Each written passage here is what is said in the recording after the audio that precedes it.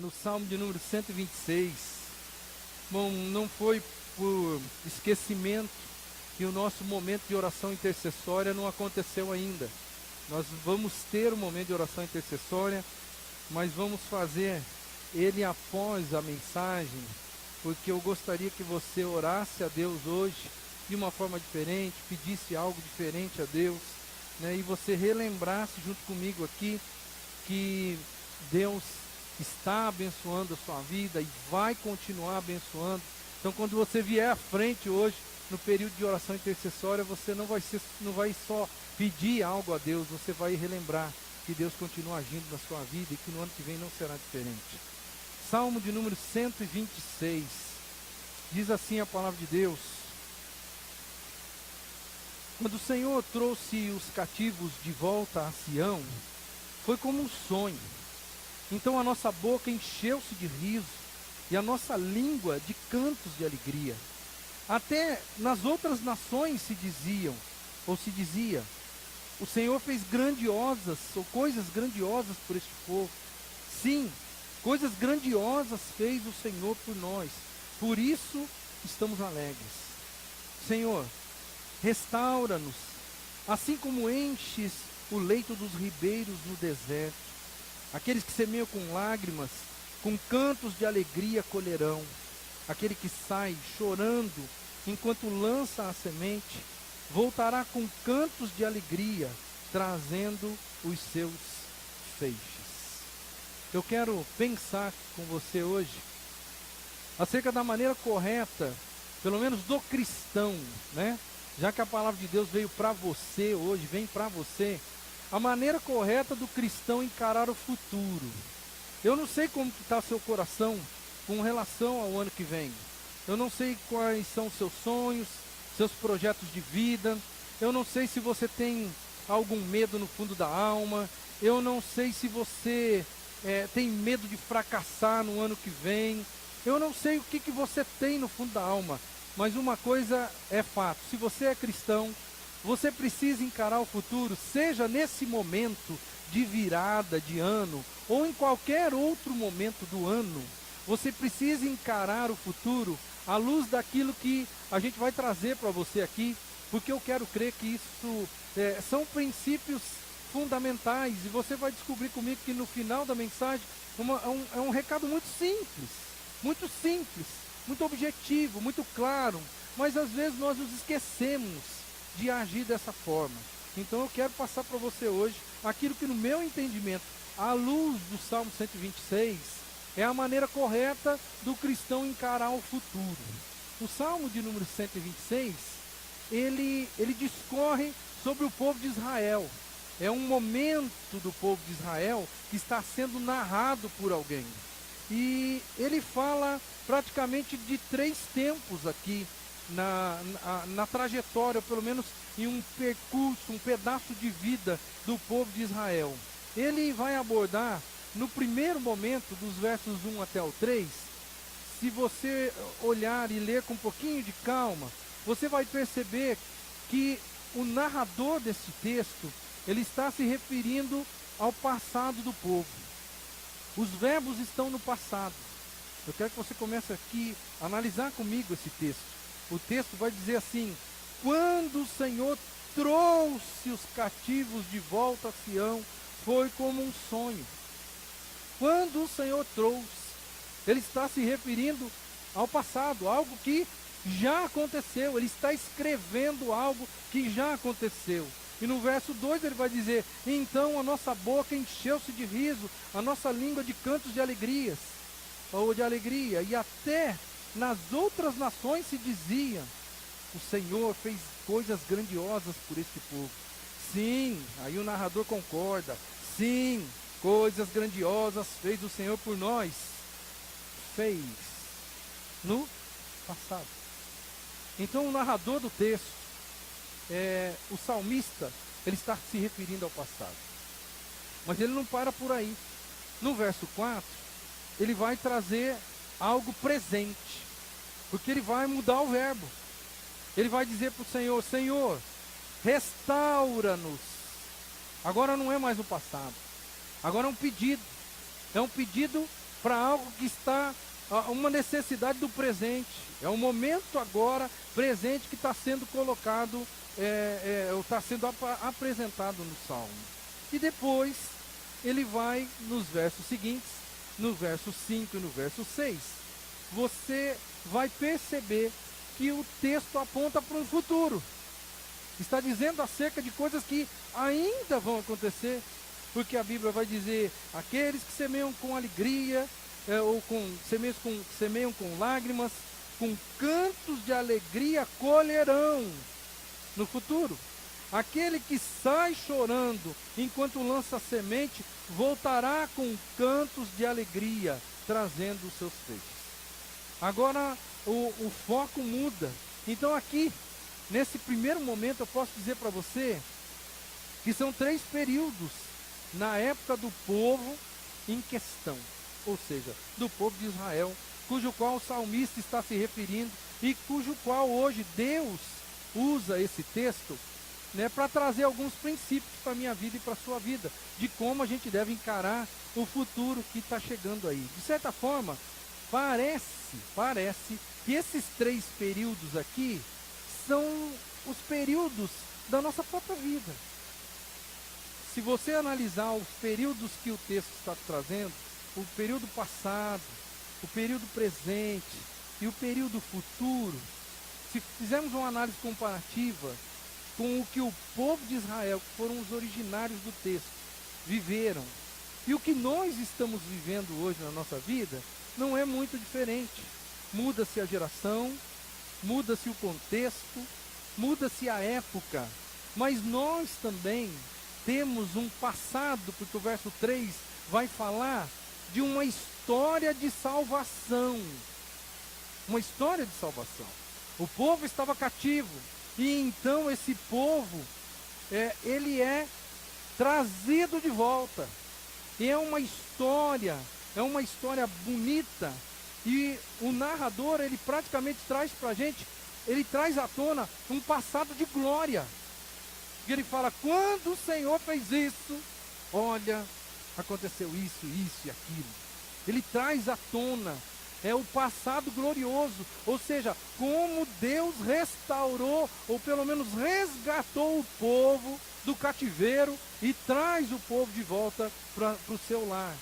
Mas no verso 4, ele apresenta o presente, e o presente no verso 4 parece um presente de crise, porque ele diz assim, restaura-nos, Senhor, restaura.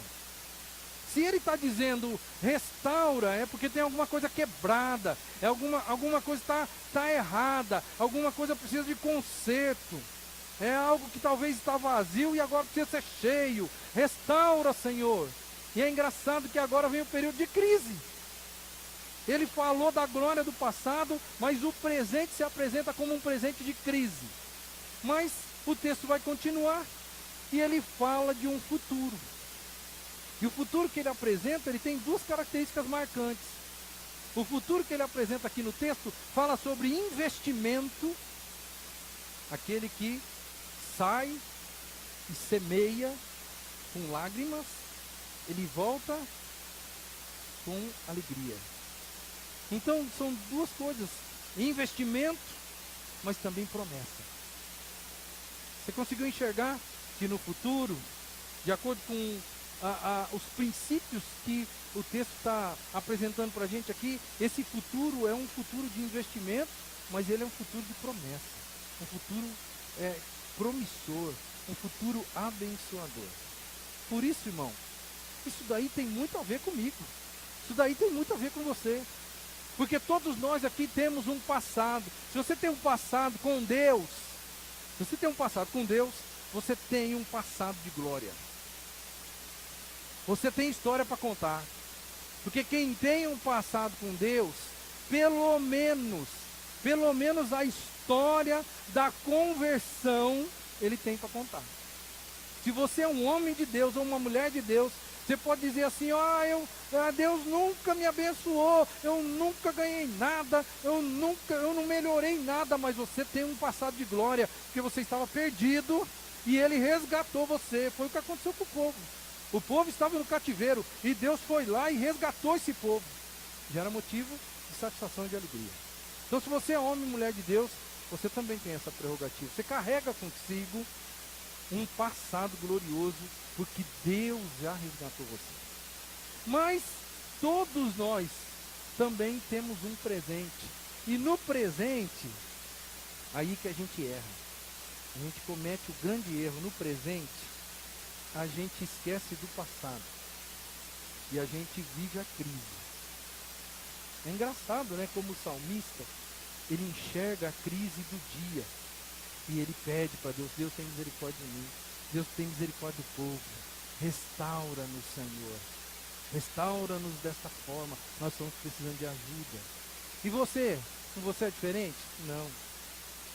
Hoje, se você está vivendo um momento de crise na sua vida, você talvez não esteja enxergando as glórias do passado. O passado parece que não vale mais. O passado, para nós, dizem que o povo brasileiro não tem memória, né? Não é mesmo? O crente também não tem muita memória, não. Para nós, passado é como o salário do mês anterior. Já foi, filho. Já não faz mais diferença nenhuma na minha vida. O que manda é o que vem. E todos nós temos o grave erro de olharmos para o presente e, se nós estamos vivendo uma crise, a crise ela sobressai. E a gente não consegue trabalhar a crise de hoje à luz do passado. Porque no passado Deus nos deu vitória. A gente não olha para trás. E aí vem, todo mundo aqui tem um futuro, pelo menos uma expectativa, uma ideia de um futuro. A Bíblia vai dizer que o homem de Deus, aquele que foi resgatado, aquele que pode até estar em crise hoje, ele tem um futuro que é um futuro de investimento, mas é um futuro de promessa. Isso daí é para você, meu querido. Isso aí não é só a narrativa, né, de um povo que viveu no passado, não. Então, de uma maneira rápida, eu já dei uma pincelada breve, eu espero que você já tenha pego o cerne do sermão, né? Mas de uma maneira rápida eu vou recapitular isso agora em 3 pontos para você. Qual é a maneira correta de você encarar o futuro, se você é homem ou mulher de Deus? Olhe para o seu passado. Olhe para o seu passado. Pense um pouco acerca do seu passado. Nos versos 1 até o 3, você observou comigo aí na segunda leitura, que o povo foi resgatado, um passado de glória.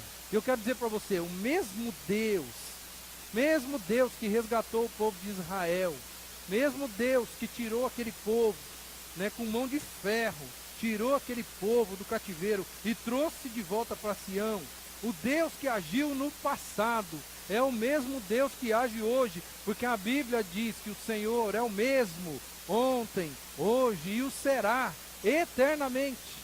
Portanto, meu querido, não se esqueça que o povo de Israel foi para o cativeiro, mas o próprio Deus, conhecedor de toda a história, já havia anunciado através do profeta que aquilo teria um tempo, aquilo um dia ia ter fim, e na hora em que o Senhor resolvesse, ele ia restaurar as coisas, e foi o que ele fez. Israel perdeu tudo, irmão. Se você analisar esse povo que está sendo colocado aqui no Salmo 126, é um povo que no passado, ele perdeu tudo.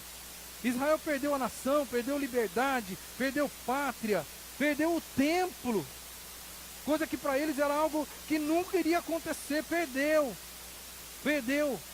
a família, perdeu as pessoas, perdeu o culto, perdeu as festas religiosas, perdeu tudo. Mas Deus chegou um momento que libertou esse povo. Chegou um momento em que Deus falou assim: pronto, acabou. Já fiz o que tinha que ser feito, já permiti a dor, já tentei corrigir esse povo, pronto, agora acabou. Eu vou restaurar esse negócio. Sabe, aquele povo, é que a gente não tem ideia, a gente nem sonha o que é um cativeiro. A gente nem sonha o que é ser deportado. A gente não tem nem ideia do que é um outro povo chegar aqui, pegar você, tirar todo o direito que você tem como cidadão, todo direito que você tem como pessoa religiosa, todo direito que você tem como ser humano, tirar isso de você de uma hora para outra. Foi isso que aconteceu no passado. No passado, Israel passou por toda essa tragédia. A gente não tem ideia do que é uma nação cercar o nosso país ou a nossa cidade, como eles viveram ali. A gente não tem ideia da fome que eles passaram quando o cerco aconteceu. A gente não tem ideia, né, de como é ver pessoas morrendo na nossa frente. A gente não tem ideia, mas esse povo aqui tem. Ou pelo menos a geração, né, que vivenciou esse salmo, ou vivenciou a história que o salmo apresenta. Esse povo vivenciou um passado triste, irmão. Triste, muito complicado. Mas eu só estou aqui para lembrar uma coisa: que Deus, num determinado momento, Deus libertou esse povo. Deus restaurou esse negócio. Deus refez todas as coisas. Deus deu para eles tudo que eles perderam e deu de novo. E foi só Deus que fez esse negócio. Não foi porque o povo ficou bonzinho de uma hora para outra no cativeiro. Não foi porque o povo se transformou no cativeiro. Foi porque Deus resolveu intervir. Foi porque Deus honrou a sua palavra dizendo: vai ter um tempo. Vai ter um tempo de início e vai ter um tempo de fim. E Deus honrou a palavra dele. Deus interviu. Olha que coisa interessante quando Deus intervém na vida do ser humano. À luz ainda do Salmo 126. No versículo 1, a Bíblia diz, de forma figurada, que eles voltaram a sonhar. Diz o texto: quando o Senhor trouxe os cativos de volta a Sião, foi como um sonho. Você está enxergando aqui que eles voltaram a sonhar. Você está vivendo um tempo de pesadelo na sua vida? O dia em que o Senhor resolver botar um ponto final, você vai voltar a sonhar, não a ter pesadelo. Vai voltar a sonhar. Mas eles não voltaram a sonhar somente, não. Tem mais.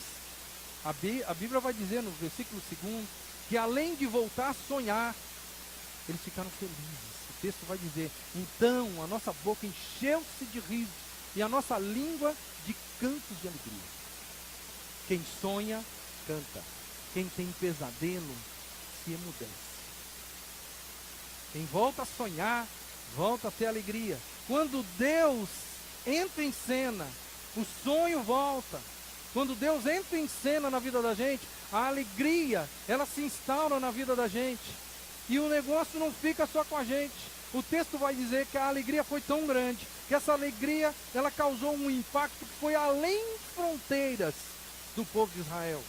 O texto vai dizer, até nas outras nações se dizia: o Senhor fez coisas grandiosas por este povo. Quando você voltar a sonhar, olha, eu quero que você, tudo agora, num primeiro momento, esquece a crise que você está vivendo hoje. Tudo agora, nesse primeiro momento, se reporta ao nosso passado. Olha para o seu passado. Você já passou por isso. Você já passou por um momento triste.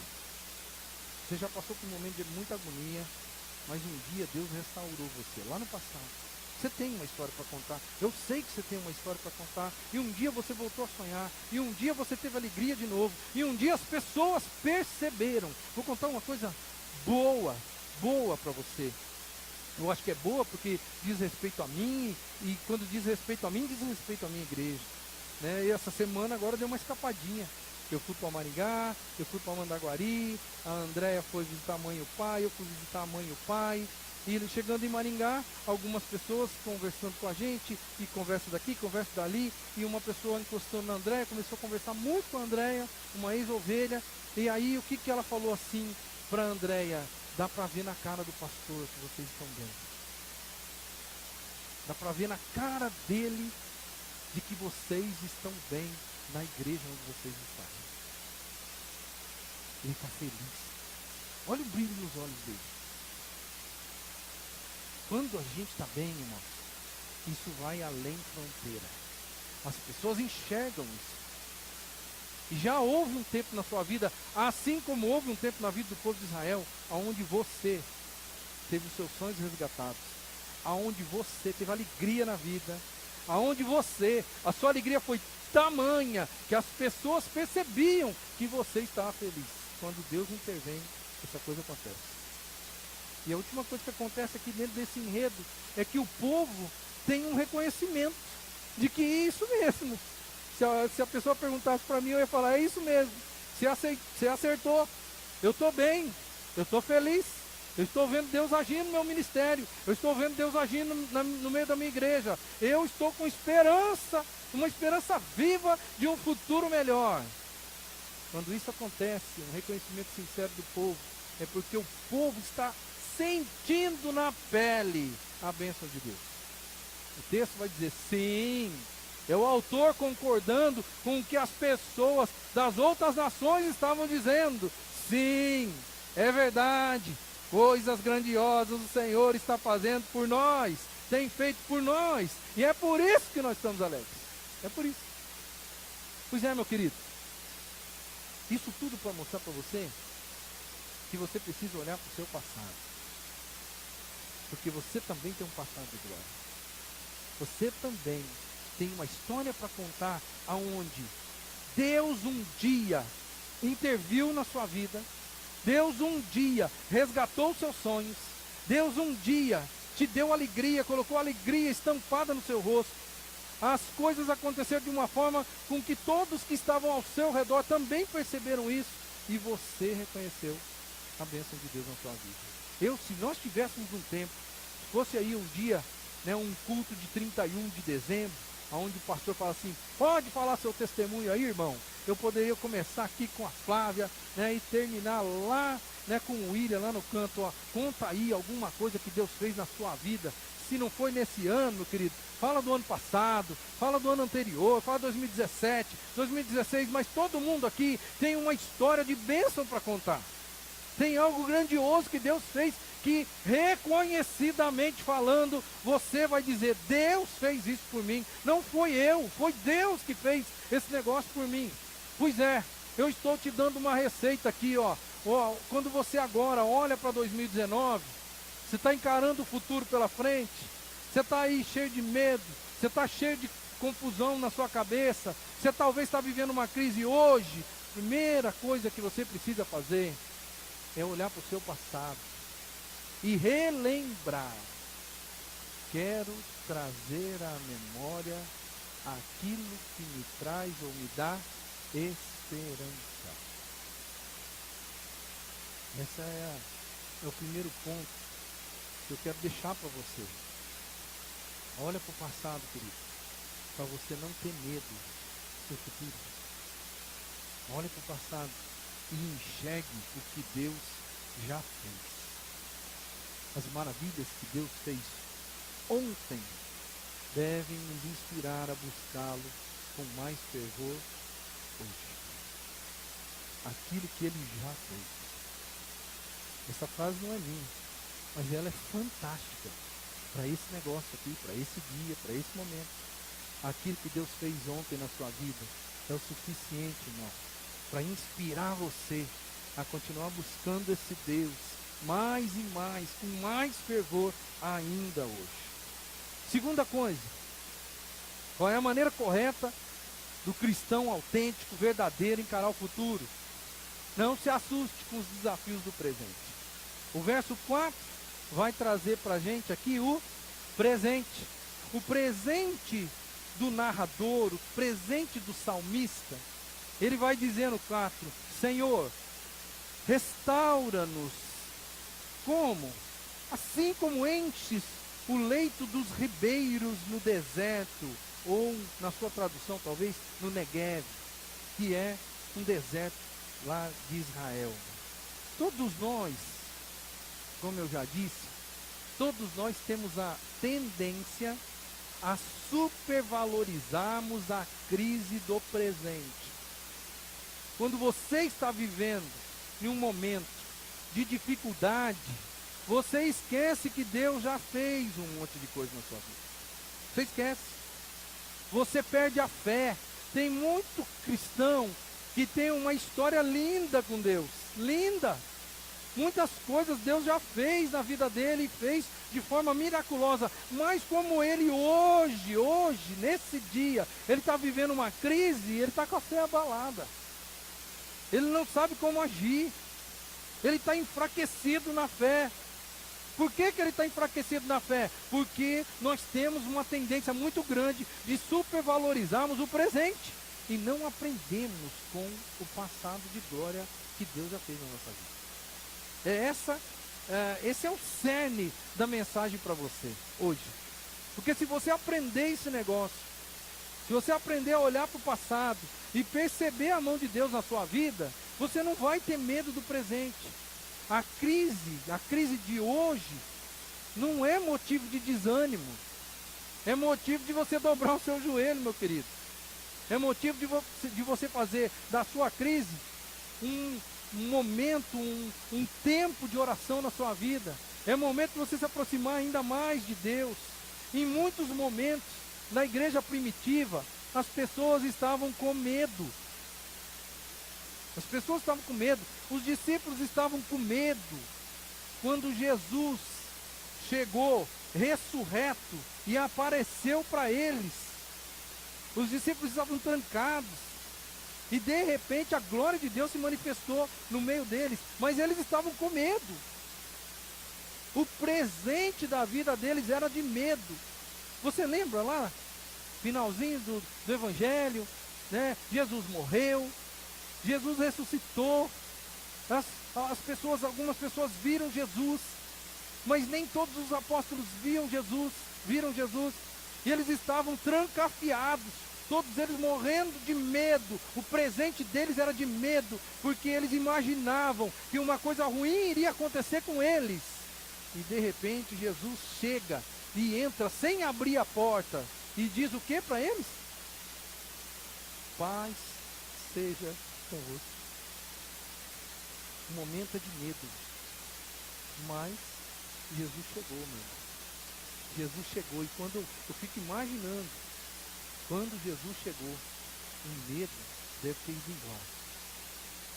Porque Jesus chegou. Então a crise de hoje não é motivo para você desanimar. Talvez você está vivendo uma crise hoje e está olhando para o ano 2019 falando assim: será que 2019 vai continuar essa dranha que está na minha vida? Será que 2019 as coisas não vão melhorar? Por que será que eu estou sofrendo tanto?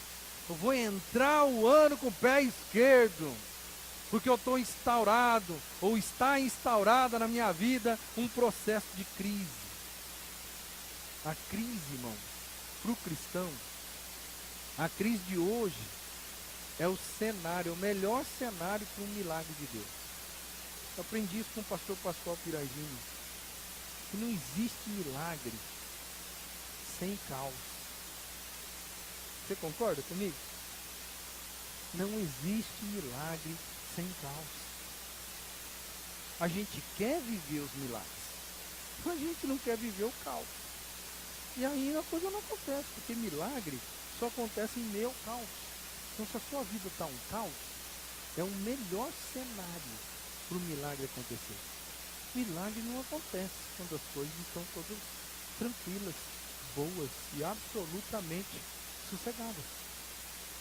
Aí você não precisa de milagre, né? Talvez você está pedindo a Deus aí que Deus faça alguma coisa sobrenatural na sua vida, um milagre na sua vida, mas quando Deus fecha o tempo, né? Só fecha o tempo, nem instaura o caos, não, só fecha o tempo, você já começa a se desesperar.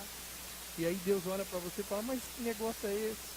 Você está pedindo para ter mais de mim, e quando eu vou fazer, você já começa a chorar, apavorado. Já começa a olhar para o negócio, desacreditando que Deus existe. Quantos cristãos vivem desse jeito quando o tempo fecha? O Negev é o deserto que no meu texto aqui está se referindo no verso 4, quando diz assim: Senhor, restaura-nos assim como enches o leito dos ribeiros no deserto ou no Negev. O Negev é um deserto, né, ao sul ali da Palestina. E é interessante que o Negev, esse deserto, ele fica totalmente desértico durante 11 meses do ano. Mas tem um mês, que é o mês da chuva. E quando acontece aquele mês da chuva, desce água desde o norte de Israel, desde lá de cima, e desce toda aquela água, e ela vem parar onde? Ela vem parar no Negev.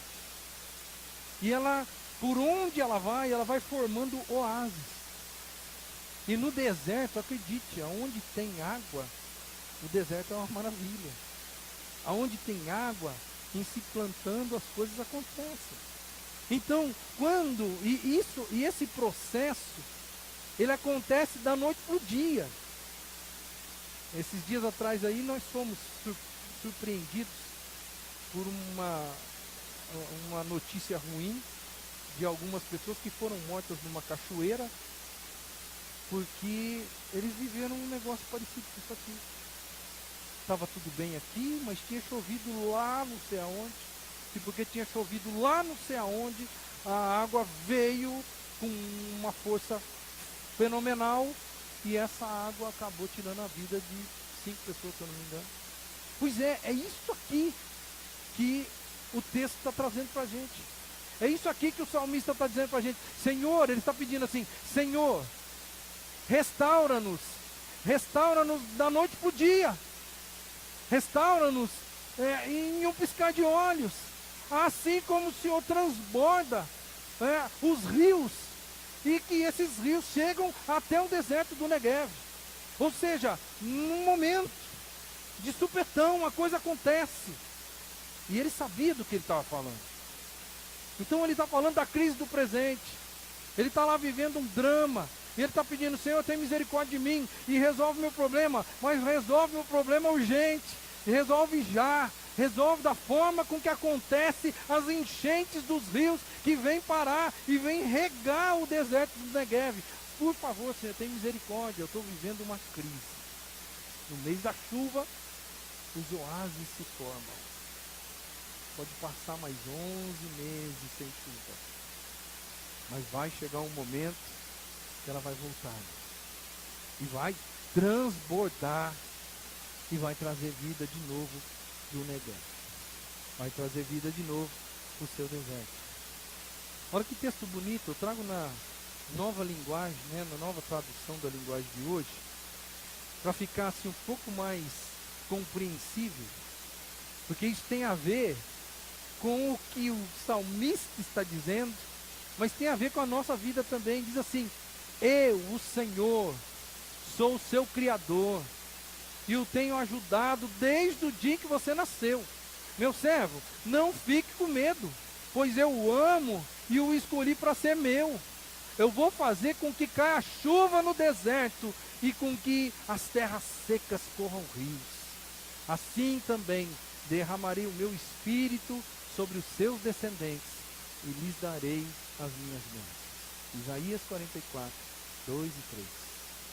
Está vendo a ilustratividade de um salmo com o Isaías? Tem tudo a ver, e aqui parece que o negócio tem mais a ver comigo e com você, não é mesmo? Porque ali no Salmo 126 é uma narrativa de um salmista que está escrevendo acerca de um povo, mas que ele chega no momento da vida dele, ele diz assim: Senhor, restaura-nos, Senhor, enche-nos de novo, Senhor, traz vida para esse deserto que é o povo de Israel nesse momento da história. Por favor, faça isso, já que o Senhor nos trouxe, né, do cativeiro, agora transborda este lugar de bênção. E aqui em Isaías parece que tem a ver comigo e com você. É Deus falando assim: escuta, você é meu filho, você é meu servo, eu escolhi você.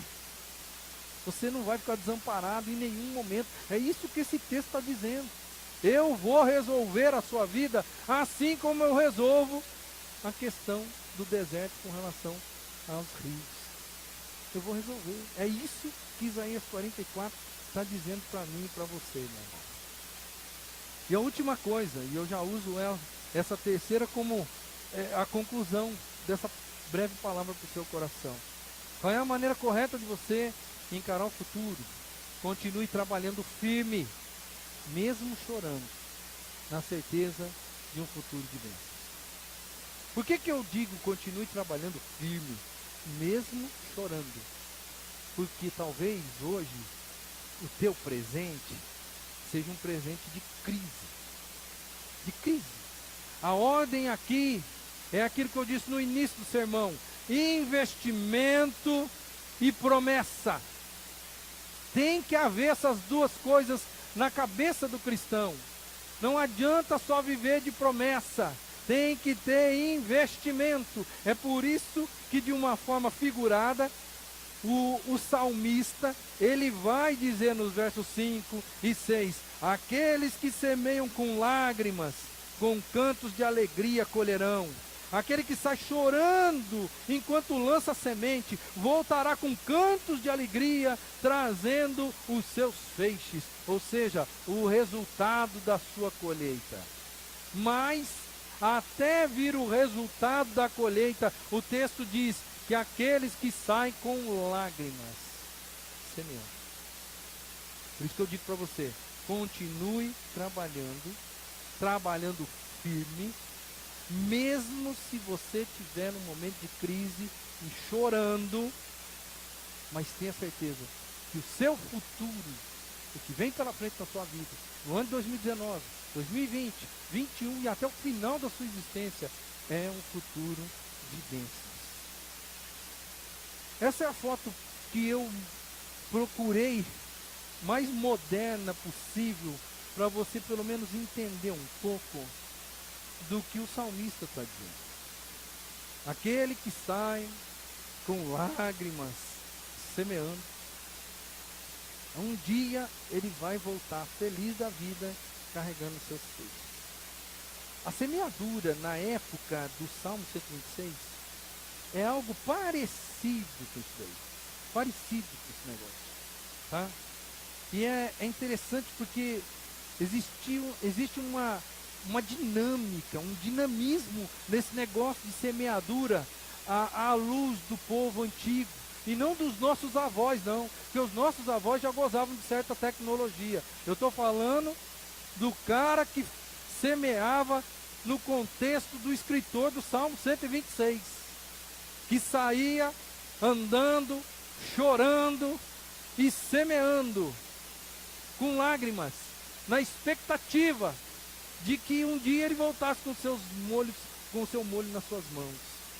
Então tinha, meu irmão, que sair, tinha que sair de casa, tinha que andar até o lugar, tinha que suar a camisa, tinha que chorar, e tinha que, acima de tudo, crer que as coisas que ele não podia fazer iriam acontecer. Que era chuva e a colheita acontecer. Certo? Eu não estou falando de uma colheitadeira, eu não estou falando de uma irrigação artificial, eu não estou falando disso, não estou falando do plantio moderno, eu estou falando do plantio de um homem que faz tudo e sofre para fazer tudo, e ainda tem a promessa, ou a ideia, a expectativa na cabeça de que vai chover no tempo certo e de que ele vai conseguir colher. E tem um fator muito desanimador nesse negócio todo. Porque depois que você sai, sua camisa, e fica lá durante dias e dias, semeando, você olha para trás depois de semear, e o que aconteceu?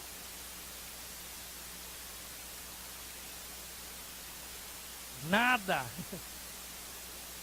É claro que não aconteceu nada. Porque quando ele termina de semear, meu irmão, termina de semear, ele termina de jogar sementes ali, ele olha para trás e não tem nada diferente. Nada. ele tem que aguardar o tempo. Entende? Tem que aguardar o tempo. Porque o tempo vai mostrar para ele que o trabalho dele, o suor dele, as lágrimas dele valeram a pena. Quando os primeiros brotos acontecerem.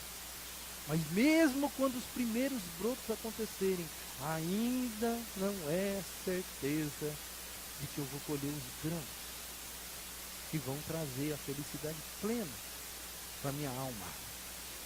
Eu estou trazendo isso para você por quê? Porque é meio desanimador. Na nossa vida também é meio desanimador a gente semear, semear, semear e olhar para trás. Falar assim, não está valendo a pena esse negócio não. Quer ver? Quer ver? Está em crise conjugal. Está em crise conjugal e você não aguenta mais seu casamento. E aí o que você faz? Você começa a orar a Deus. E aí você vem e começa a participar dos encontros de casais que a igreja proporciona para você. E aí você vem no primeiro, você vem no segundo, você vem no terceiro, você vem no quarto. E aí você olha para trás e nada. Nada aconteceu de novo. Nada mudou. Se você é homem, a sua mulher continua brigando com você. Se você é mulher, né, o seu marido continua brigando com você. E parece que nada muda, meu irmão. Nada muda. É por isso que o meu conselho para você é: continue trabalhando firme, mesmo chorando. Porque você tem promessa de Deus que o seu futuro será abençoador, irmão. Porque pode não acontecer nada nesse mês, pode nem acontecer nada neste ano, querido. Mas Deus diz que aqueles que semeiam com lágrimas, um dia vão voltar o resultado da sua colheita. Se você crê nesse negócio, se você é filho de Deus, se você entendeu Isaías 44, você vai entender que no futuro, no tempo de Deus, do jeito certo e na hora certa, Ele vai mudar a sua história. Ele vai mudar. Mas é por isso que você tem que fazer o que o Paulo falou para os coríntios: sejam firmes, constantes, abundantes na obra do Senhor, sabendo que o vosso trabalho não é vão no Senhor. Não é vão. Agora, quantos de nós estão aí cabisbaixos, porque saíram para jogar a semente, estão investindo no casamento, estão investindo nos filhos, estão investindo em outras áreas da vida, estão investindo, mas não estão vendo o resultado ainda. E por não verem o resultado, eles pararam, eles sentaram, eles disseram: agora eu não vou fazer mais nada porque não tem por que fazer. Eu quero dizer para você, em nome de Jesus, continue trabalhando firme. Porque o teu futuro não sou eu que estou garantindo. Porque se você está aqui, você é uma pessoa que crê na palavra de Deus. E é a palavra de Deus que diz para você que o teu futuro é glorioso, irmão. Sabe, você pode terminar a sua vida aqui sem conseguir os objetivos que você determinou para você. Porque Deus não dá aquilo que a gente quer. Deus dá aquilo que a gente precisa. Deus dá aquilo que Ele quer que nós tenhamos. E talvez você fez uma listinha aí que de repente não é a listinha de Deus para a sua vida. E você anda triste, amargurado, porque a sua listinha não acontece. Eu quero dizer para você, você já chegou diante de Deus e falou: Senhor, essa listinha aqui bate com a sua listinha para a minha vida? Porque tem muitos cristãos que talvez não estão felizes, não são contentes com a vida, porque tem uma listinha que não é a listinha de Deus. Esse é um problema. Mas o outro problema é que nós não cremos, a maioria de nós não crê que o nosso destino é um destino abençoador. E olha, eu quero dizer para você, se você não tiver o carro que você sempre sonhou, a casa que você sempre sonhou, a família que você sempre sonhou, se você não chegar lá, meu querido, nos padrões humanos, eu quero dizer uma coisa para você: você vai chegar na glória, aonde nem olho viu, nem ouvido ouviu, e nem jamais penetrou no coração do ser humano aquilo que Deus está preparando para você. Por que você está desanimado? Por que você parou no meio do caminho, querido? O que aconteceu com você que você perdeu o foco? Nós estamos num momento de virada. E eu não quero usar aqui esse simbolismo de virada para convencer você a dar uma virada na sua vida. Mas eu quero dizer para você, é um momento de você colocar a sua vida diante do altar do Senhor e olhar para o seu passado, começar a ver as grandes coisas que Deus já fez lá, e olhar para o seu presente hoje e não desanimar. Continuar fazendo a coisa, trabalhando firme, porque na hora que Deus intervir, irmão, você lembra do processo, quando Deus interviu no povo de Israel, o que aconteceu na vida deles? Sonhos restaurados, a alegria voltou, a felicidade foi extrapolada, e as pessoas concordaram, Deus está fazendo na minha vida. Quando Deus intervir, você vai ser feliz. A alegria vai chegar, e você vai ter na sua mão aquilo que é de Deus para você. Não aquilo que você sonhou, mas aquilo que é de Deus para você. Fruto do amor do Senhor. Não se esqueça que é Deus que vai fazer, não é você. Busque Ele com todo o fervor da sua vida. Esse ano agora, a gente vai começar a fazer alguns encontros matutinos na igreja. Nós vamos ter algumas semanas no decorrer do ano. E naquela semana determinada nós vamos orar de manhãzinha aqui na igreja. Nós vamos fazer uma semana a cada trimestre. Uma semana de oração. E nós vamos vir de manhã para cá. Eu quero desafiar você a vir pedir a Deus que Ele intervenha na sua vida.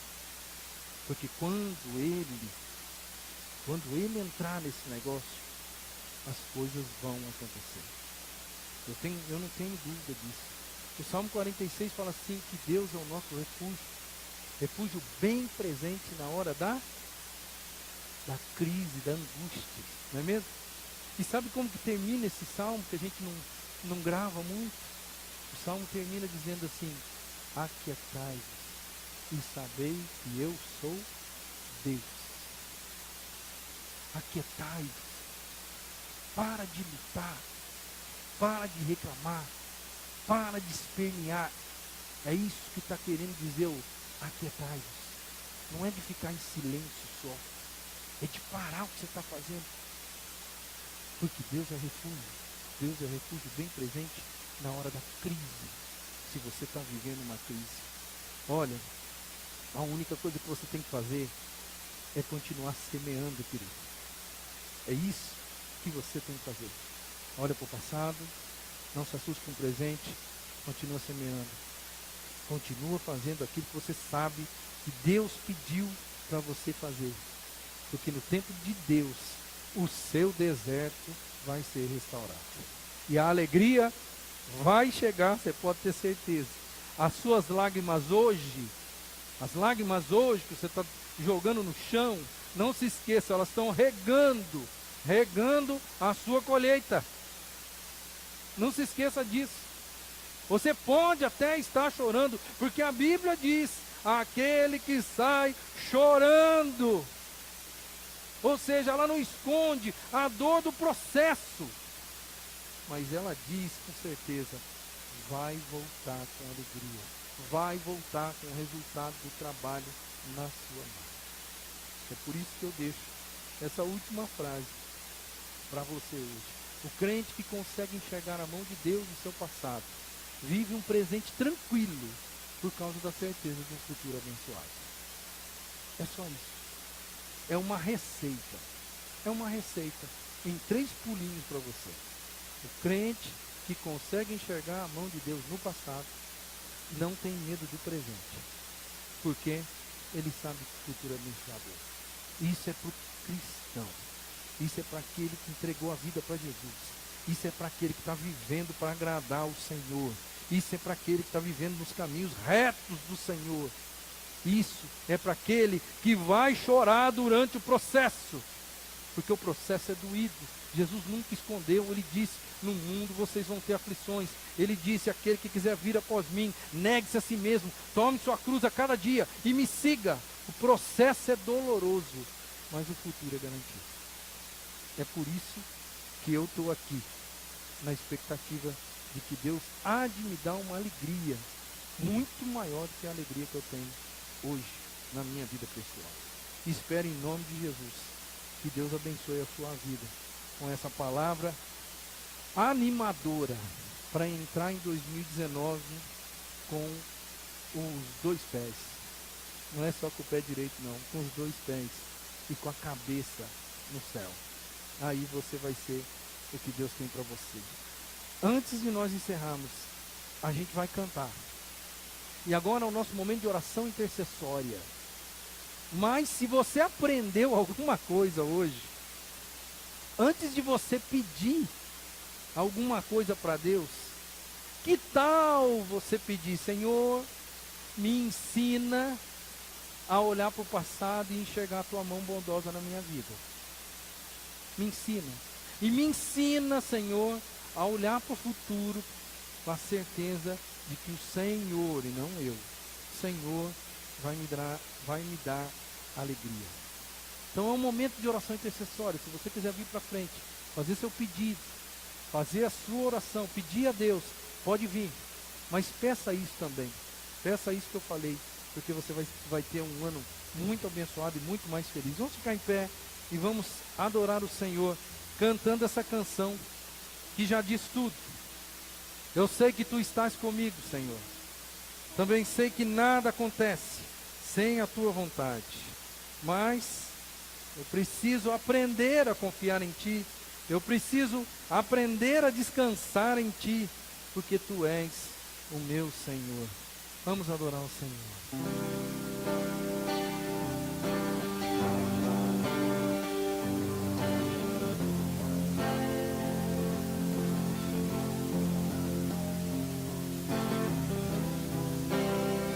Eu sei, sempre estás comigo, Senhor.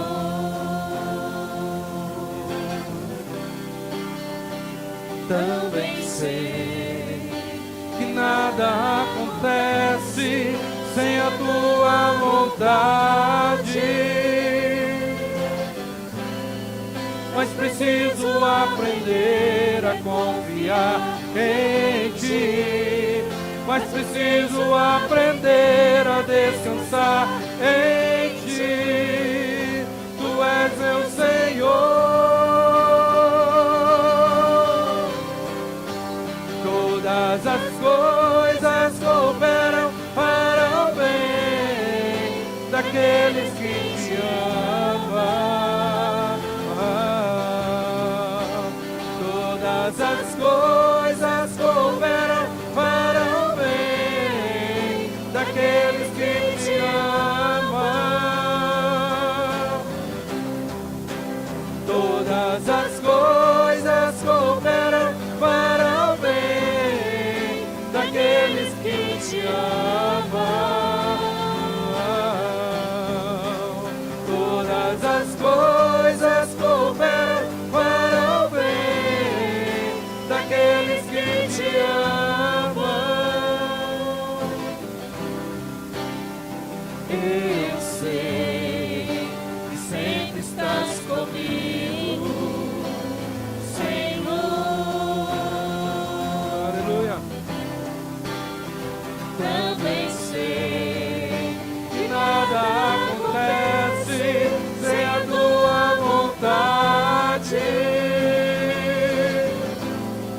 mas preciso aprender a confiar em ti, mas preciso aprender a descansar em ti. Tu és meu Senhor. Todas as coisas cooperam para o bem daqueles que te amam. Todas as coisas cooperam para o bem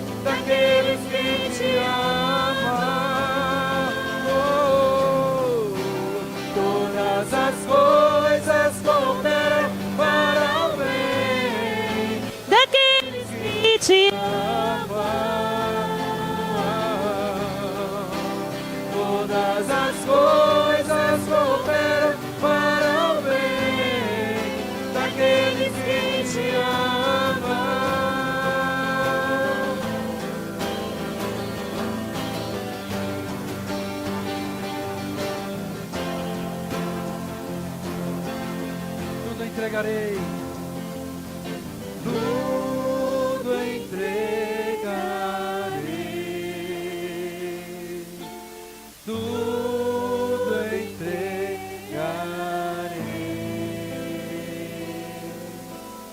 Sim, por ti, Jesus bendito, tudo deixarei,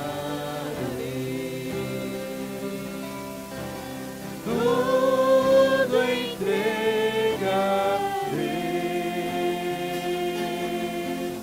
tudo entregarei.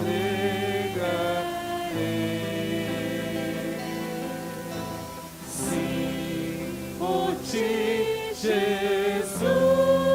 bendito, tudo deixarei.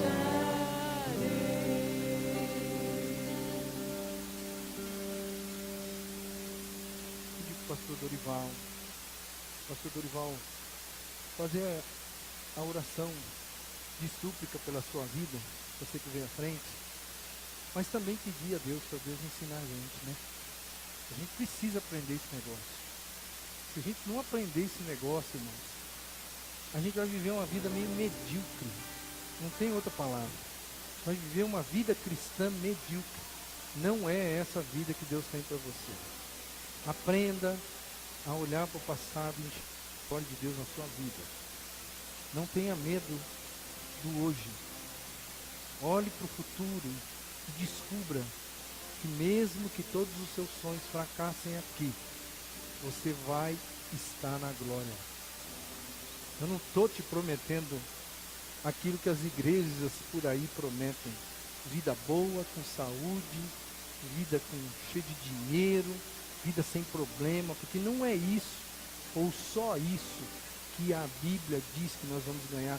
E se fosse assim, todos os discípulos de Jesus seriam riquíssimos ao fim da vida. E todos eles morreram como mártires, sem receber aquilo que talvez estava no fundo da alma deles. Mas hoje, nesse dia, eles estão na glória. Então a igreja, ela não pode cometer a insanidade de prometer vida boa para o seguidor de Cristo, cujo qual Jesus chamou e disse: se você quiser vir após mim, negue-se, tome a sua cruz dia após dia e vem me seguir. O final é glorioso. Então, irmão, vamos entrar em 2019 com a ótica de que Deus vai nos abençoar acima do que eu posso esperar lá na glória. E vamos olhar para o passado para a gente não ter medo da crise que insiste em rondar a nossa vida. Então vamos pedir em nome de Jesus.